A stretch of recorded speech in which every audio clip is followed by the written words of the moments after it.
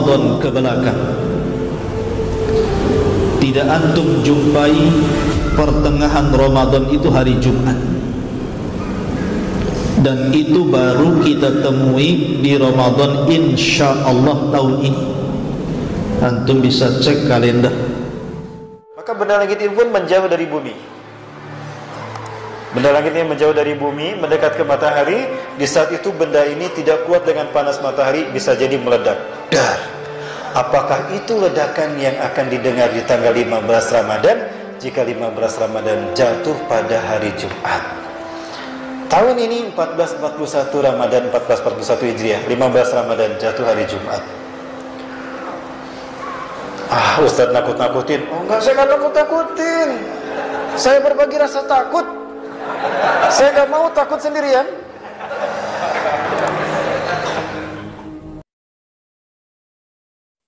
Assalamualaikum warahmatullahi wabarakatuh. Bagaimana kabar Anda semua hari ini? Semoga semua dalam keadaan sehat selalu. Dari Abdullah ibnu Mas'ud, perhatikan hadis ini, ngeri kalau kita baca.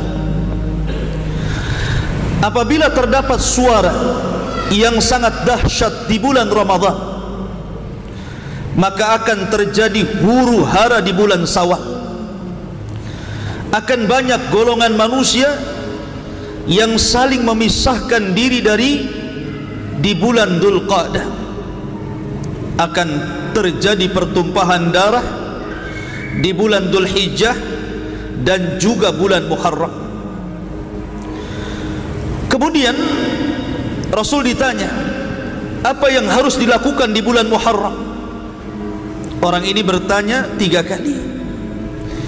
Maka Nabi SAW bersabda, sangat disayangkan sekali saat itu manusia akan saling membunuh dan sangat kacau keadaannya. Maka kami bertanya lagi, apa suara yang dahsyat itu wahai Rasulullah yang akan terjadi di pertengahan Ramadan itu? Maka Rasul mengatakan, suara itu terjadi di pertengahan bulan Ramadan bertepatan dengan malam Jumat, dan suara dahsyat ini akan membangunkan orang-orang yang sedang tidur, menjatuhkan orang-orang yang sedang berdiri, menjadikan para wanita-wanita terhempas dari kamar-kamar mereka. Pada saat itu akan banyak terjadi gempa. Pada saat itu cuaca yang sangat dingin akan menerpa. Hal itu apabila pertengahan bulan Ramadan di tahun itu bertepatan dengan malam Jumat. Apabila kalian melaksanakan sholat subuh di hari Jumat pada pertengahan bulan Ramadan, maka masuklah kalian ke dalam rumah-rumah kalian, kuncilah pintu-pintu rumah kalian, tutuplah jendela-jendela rumah kalian, dan selimutilah diri-diri kalian, serta tutuplah telinga-telinga kalian.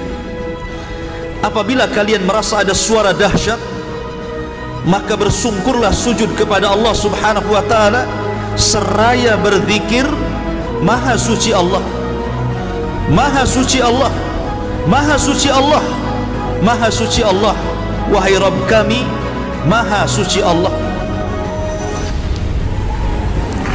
Ma'asyiral muslimin yang dimuliakan Allah Azza wa Jalla, hadis ini dijadikan sandaran oleh sebagian doa tentang akan terjadi huru hara di tahun 2020. Dari sekarang Ramadan tinggal berapa bulan? 4 bulan. 4 bulan lagi. Betul. 4 atau 5? 4 bulan lagi. Masya Allah. 4 bulan lagi dari sekarang akan terjadi huru hara dahsyat menurut hadis ini.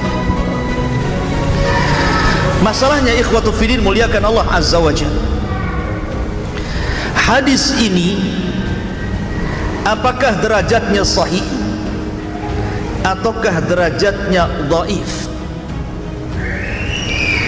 Kalau seandainya hadis ini sahih, maka tentu kondisinya akan mengerikan. karena akan terjadi di pertengahan bulan Ramadan itu suara yang sangat dan maha dahsyat. Ada sebuah hadis yang dhaif. Hadis ini dhaif. Tidak boleh jadikan akidah kita, tapi hanya sekedar untuk didengar sih sah-sah saja. Apa kata Rasul? Bahwa Al-Mahdi dibaiat nanti di bulan Muharram. Diawali dengan terjadi hantaman meteor ke muka bumi pada bulan Ramadan, di pertengahan Ramadan pada hari Jumat. Kalian larilah ke dalam rumah-rumah kalian, tutuplah pintu dan jendela kalian rapat-rapat, masuklah ke dalam kamar, sujudlah kalian, baca Subhanallah Qudus, Subhanallah Qudus. Siapa yang membaca itu, dia akan Allah selamatkan. Yang tidak melakukan itu, dia akan binasa, celaka. Maka qadarullah bertepatan 1441 besok ini, pas hari Jumatnya tanggal 15 Ramadan, hari Jumatnya 1441 besok. Apakah ini Allah a'lam? Tapi hadis ini dhaif. Kata Ustaz Syafiq Basalamah, ini hadisnya malah maudhu katanya. Ya, dia bacakan riwayat dari Syekh Ibnul Jauzi. Tapi saya mendapatkan hadisnya hadis yang dhaif. Cukup sebagai informasi bagi kita.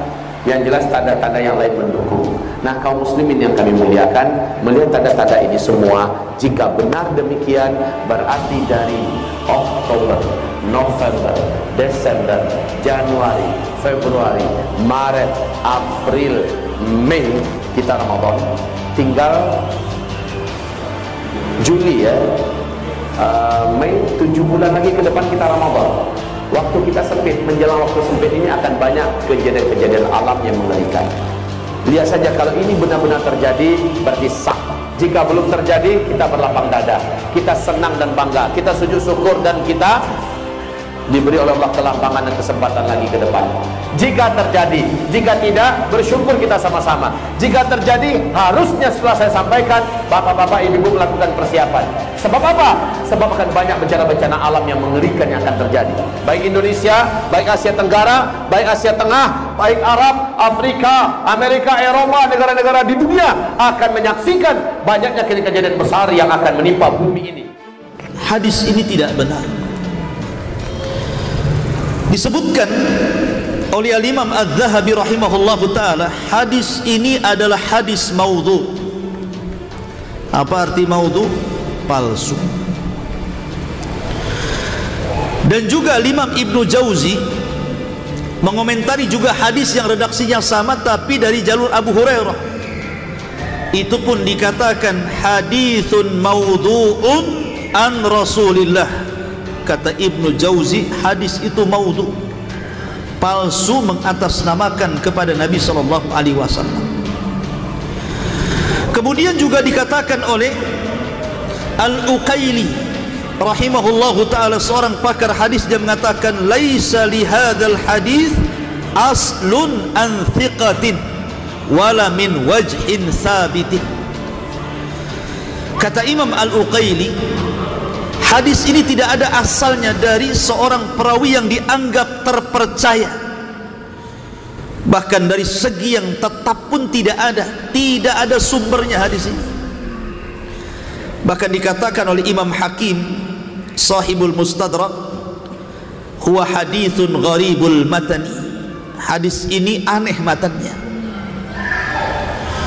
Ma'asyiral muslimin yang dimuliakan Allah, bahkan